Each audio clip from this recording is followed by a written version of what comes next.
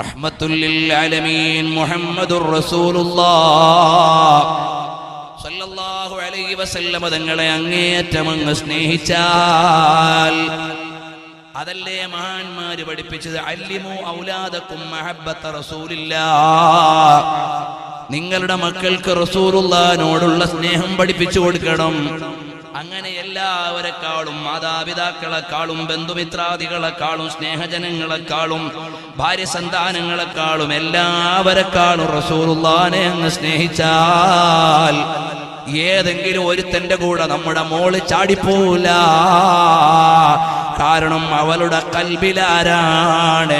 മദീനയുടെ നായകൻ മുഹമ്മദുർ റസൂലുള്ളാഹ് സ്വല്ലല്ലാഹു അലൈഹി വസല്ലം തങ്ങളാണ്. മോളെ റസൂലുള്ളാഹിനെ നന്നായി അങ്ങ് സ്നേഹിച്ചോ മോളെ. എന്തു രസമാണ്! നീ ലോകത്തെ ഏത് പുരുഷനെ സ്നേഹിച്ചാലും നിന്റെ പ്രതിസന്ധി ഘട്ടത്തിൽ വേണ്ട പോലെ അവൻ കൂടെ ഉണ്ടാവില്ല. ഇനി ഉണ്ടായാൽ തന്നെ അതിന് പരിധിയില്ലേ. നീ മരിച്ചാൽ നിന്റെ ഖബറിലേക്ക് നിന്റെ കാമുകൻ വരില്ല. നീ നാളെ പരലോകത്ത് ചെല്ലുമ്പോൾ നിന്റെ കാമുകൻ ഉണ്ടാവില്ല. അതേ സമയത്ത് ഇരിപ്പിലും നടപ്പിലും കിടപ്പിലും ഉറക്കിലും ചലനത്തിലും ഏകാന്തതയിലും എല്ലായിടത്തും കൂടെ വരാൻ പറ്റുന്ന നേതാവാരാണ്? സ്നേഹിക്കാൻ പറ്റുന്ന പാത്രമാരാണ്? ഹബീബി വമലദി വകസി വമശ്റബി വവിസാലി വആഖിദു യദി വമൻദറു റുയായ മുഹമ്മദുർ റസൂലുള്ളാഹ് സ്വല്ലല്ലാഹു അലൈഹി വസല്ലം തങ്ങളാണ്. മോനെ ഒന്ന് സ്നേഹിച്ചു നോക്കു മോനെ റസൂലുള്ളാഹിനെ. ചെറുപ്പക്കാരാ, നിന്റെ മനസ്സുകൊണ്ട് പോയി ഏതോ ഒരുത്തിക്ക് പണയം വെക്കണ്ട. എനിക്കൊരു കാമുകിയുണ്ട്. അവൾ ആരാണെന്നറിയുമോ? ഏറ്റവും നല്ല സൗന്ദര്യമുള്ളവളാണ്. അവൾ ആരാണെന്നറിയുമോ? എന്റെ എല്ലാ ദുഃഖത്തിലും എന്റെ സന്തോഷത്തിലും പങ്കാളിയാണ് എന്ന് സാധാരണ നമ്മൾ പറയാറില്ലേ? എന്നാൽ ആ നിലക്കല്ല, അതിനേക്കാൾ ഉയർന്ന പ്രേമം ലഭിക്കേണ്ട നേതാവാരാണ്? മദീനയുടെ മണൽപ്പരപ്പില് പച്ചക്കുബ്ബയുടെ കീഴെ ലോകത്തിന്റെ ചരണങ്ങൾ കണ്ടുകൊണ്ട് കിടക്കുന്ന നേതാവ്, അതെന്റെ നേതാവാണ്. എന്റെ പ്രേമമേ അത് മദീനയിലേക്കാണ്. എന്റെ സ്നേഹമേ അത് മദീനയുടെ മണൽപ്പരപ്പിലേക്കാണ്. എന്റെ അനുരാഗമേ അതിന് മദീനയെ അറിയുകയുള്ളൂ. എന്റെ ഹൃദയത്തിന്റെ പ്രണയ ബിന്ദുക്കളെ അതിന് പോകാൻ മദീനയേ ഉള്ളൂ. അങ്ങനെ റസൂലുള്ളാഹിനെ അങ്ങ് പ്രേമിച്ചാൽ ഇന്നൽ തിയാരി ഹസ്ബാ യൗമൻ ഇലാ അർദിൽ ഹറം ബല്ലിഗ് സലാമി റൗദതൻ ഫിഹ നബിയുൽ മുഹ്തറം. എന്തൊരു രസമാണ്!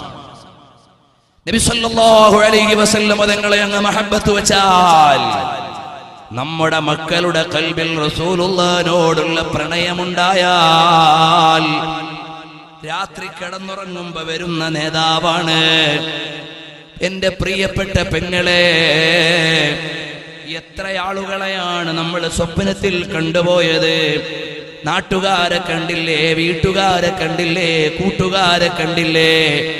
ഒരു തവണയെങ്കിലും റസൂലുള്ളാഹിനെ കണ്ടിട്ടുണ്ടോ മോളെ? കാണാൻ ആഗ്രഹമില്ലേ?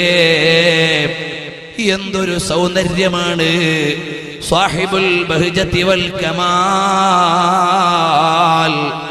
അല്ലാഹുവിന്റെ ഹബീബിന്റെ സൗന്ദര്യം എഴുതിയിട്ട് തീർക്കാൻ കവികൾക്ക് കഴിയില്ല, രചയിതാക്കൾക്ക് കഴിയില്ല.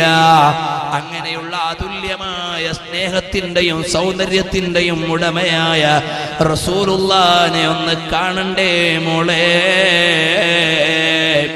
നിന്റെ ഹൃദയം കൊണ്ട് അന്യപുരുഷനെ പ്രേമിച്ച് സിനിമയും ഭ്രാന്തുകളും കണ്ട് നീ ഭൗതിക കലാലയത്തിന്റെ ചാപല്യങ്ങൾ ഏറ്റുവാങ്ങിയിട്ട് നീ വിലസണ്ട. നിനക്ക് റസൂലുള്ളാഹിനെ കാണാൻ സാധ്യമല്ല. അതേ സമയത്ത് അതിൽ നിന്നൊക്കെ മാറിയിട്ട് സ്വലാത്ത് ചൊല്ലിയൊന്ന് നടക്കുമോളെ. ഏകാന്തതയിലിരുന്ന് റസൂലുള്ളാഹിനെ ഒന്ന് സ്വലാത്ത് ചൊല്ലുമോളെ. രാത്രിയാകുമ്പോ അതാ വരുന്നു. പിന്നെ നമുക്ക് ഉണർവിനേക്കാൾ നല്ലത് ഉറക്കമാണ്. ആ ഉറക്കിൽ നിന്ന് കിട്ടുന്ന ഊർജം ഒരുപാട് ഉണർവാണ്. എങ്ങനെ പറയണമെന്ന് എനിക്കറിയില്ല. ഇമാമീങ്ങൾ എഴുതി വെച്ചു പോയത് പറയാനല്ലാതെ എനിക്ക് യോഗ്യതയില്ല. ആ റസൂലുള്ളാഹിനെ ഖൽബ് കൊണ്ടൊന്ന് സ്നേഹിക്കുമോനെ. സ്നേഹത്തിന്റെ നിയമത്തിന്റെ വരയല്ല. ചില ബുദ്ധിശൂന്യന്മാരായ ബുദ്ധിജീവികളുണ്ട്. അവർക്ക് സ്നേഹവും പ്രേമവും അറിയില്ല. അത് രുചിച്ചറിയേണ്ട കാര്യമാണ്, എഴുതിയറിയേണ്ടതല്ല. എന്റെ ഈ കൈലേസിന് മാർക്കറ്റിൽ 10 രൂപയെ വിലയുള്ളൂ. പക്ഷേ എന്റെ പ്രിയപ്പെട്ട കാമുകി എനിക്ക് നൽകിയാൽ ഇതിന്റെ വില നിശ്ചയിക്കാൻ പറ്റൂല. ഇതുപോലെയല്ലേ റസൂലുള്ളാഹിനെ പ്രേമിച്ചവർക്ക് ഹബീബിന്റെ മദീനയുടെ വില എങ്ങനെയാണ് കണക്കാക്കാൻ പറ്റൂല. ചില ആളുകൾ മക്കത്ത് പോകുമ്പോ ചോദിക്കും, ഹജ്ജിന്റെ ഭാഗമല്ലല്ലോ മദീനയിൽ പോകൽ, പിന്നെന്തിനായി മദീനെ പോണേ? പിന്നെന്തിനായി മദീനെ പോണേ? എടാ, നിനക്ക് റസൂലുള്ളാഹിനെ അറിയില്ല. വമാ ഹുബ്ബു ദിയാരി ശഗഫ്ന ഖൽബി വലാകിൻ ഹുബ്ബു മൻ സകന ദിയാറ. നിനക്കറിയില്ല. വമാ ഹുബ്ബു ദിയാരി ശഗഫ്ന ഖൽബി.